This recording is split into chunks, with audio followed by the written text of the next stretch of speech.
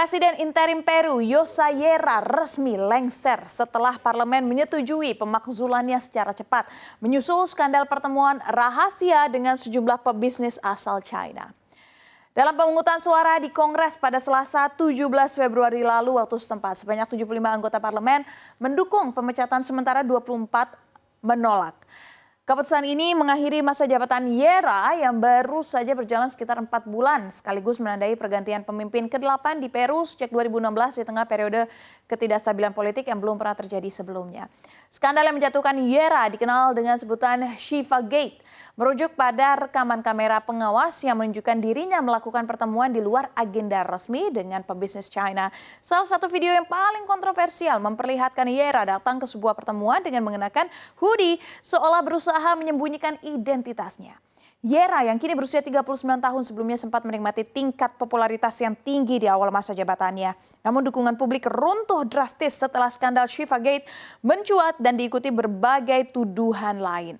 Sejumlah partai politik yang semula mendukungnya mulai berbalik arah dan mendesaknya mundur, terutama ketika kampanye pemilu nasional mulai bergulir. Ketua sementara Kongres Peru Fernando Rospigliosi menyatakan parlemen akan kembali menggelar pemungutan suara pada Rabu 18 Februari untuk menentukan siapa yang akan menggantikan Yerra sebagai presiden interim. Hanya beberapa bulan sebelum pemilihan presiden yang dijadwalkan berlangsung pada April.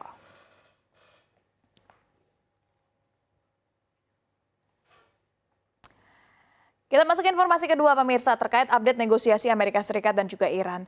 Putaran terbaru perundingan tidak langsung terjadi antara Iran dan Amerika Serikat yang kembali membuka secercah harapan bagi upaya meredam krisis nuklir yang telah lama membayangi kawasan Timur Tengah. Tehran menilai pembicaraan kali ini berlangsung lebih konstruktif dibandingkan dengan pertemuan sebelumnya, meski belum menghasilkan kesepakatan final. Perundingan yang digelar di Jenewa melalui mediasi Oman itu berlangsung sekitar 3,5 jam. Fokus utama pembahasan adalah syarat-syarat agar Iran bersedia membatasi program nuklirnya di bawah pengawasan Badan Inspeksi Nuklir Perserikatan Bangsa-Bangsa.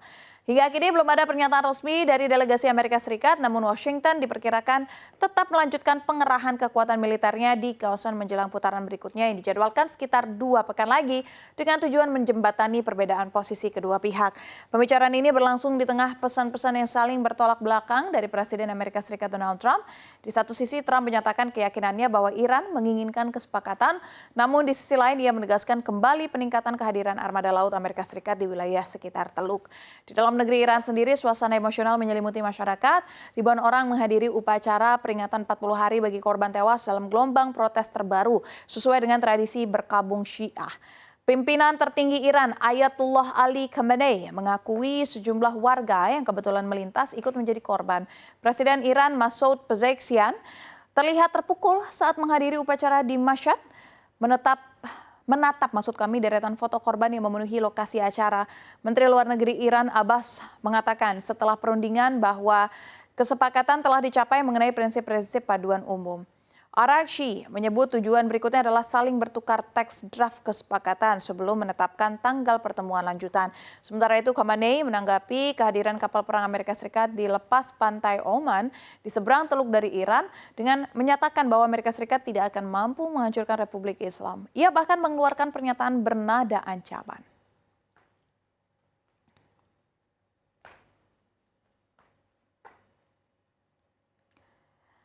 Beralih ke informasi lainnya pemirsa, Perancis menetapkan siaga merah banjir di 3 wilayah usai sungai Garonne meluap akibat badai Nils.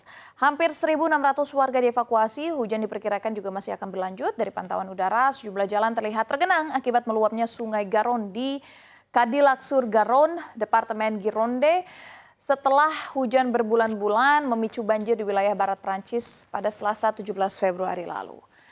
Pada hari yang sama, Perancis menetapkan status siaga tinggi banjir di sejumlah daerah menyusul terendamnya beberapa kota di bagian barat dan barat daya akibat kenaikan debit sungai. Banjir diperkirakan surut secara bertahap dalam beberapa hari ke depan. Layanan cuaca Meteo France mempertahankan status siaga merah atau peringatan tertinggi untuk banjir di 3 departemen, yakni Lot-et-Garonne, Gironde, wilayah yang mencakup kota Bordeaux, serta Maine-et-Loire di sekitar kota Angers. Di 2 departemen barat daya, Gironde dan Lot-et-Garonne, hampir 1.600 orang telah dievakuasi setelah sungai Garonne meluap sejak pekan lalu. Luapan sungai tersebut dipicu oleh badai Niels yang membawa curah hujan lebat ke wilayah tersebut.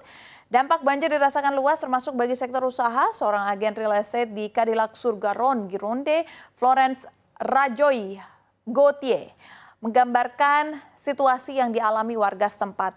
Selain 3 wilayah yang berstatus siaga merah, Meteo France juga menetapkan status siaga oranye untuk banjir di 14 departemen lainnya pada Selasa. Meteo France memperingatkan bahwa cuaca ekstrim masih berpotensi berlanjut.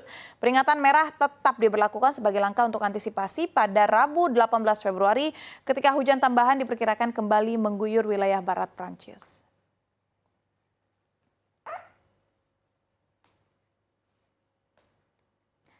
Memasuki bulan Ramadan, pemirsa, awal Ramadan di beberapa negara tentunya berbeda-beda setiap tahunnya dan penentuannya pun juga memiliki metode yang berbeda, di mana umumnya ada 2 metode, yakni Rukyatul Hilal atau pengamatan visual dan Hisab atau perhitungan astronomi. Di Arab Saudi, hari pertama bulan suci Ramadan akan jatuh pada Rabu 18 Februari 2026 atau Kamis 19 Februari 2026, tergantung pada penampakan bulan baru. Pemerintah Arab Saudi pun mulai melakukan pengamatan sore hari ini waktu setempat. Negara-negara lain mengikuti metode pengamatan bulan mereka sendiri. Beberapa menggunakan perhitungan astronomi untuk fase bulan, sementara yang lain mengandalkan pengamatan lokal tradisional untuk memastikan awal bulan baru.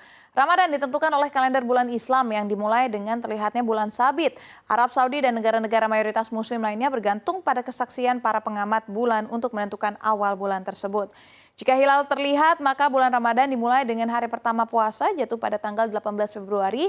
Jika tidak, bulan Syaban akan genap 30 hari dan hari pertama puasa akan jatuh pada tanggal 19 Februari. Dan berikut ini beberapa hari pertama Ramadan di beberapa lokasi. Amerika Utara telah secara resmi mengumumkan bahwa Ramadan akan dimulai pada 18 Februari 2026.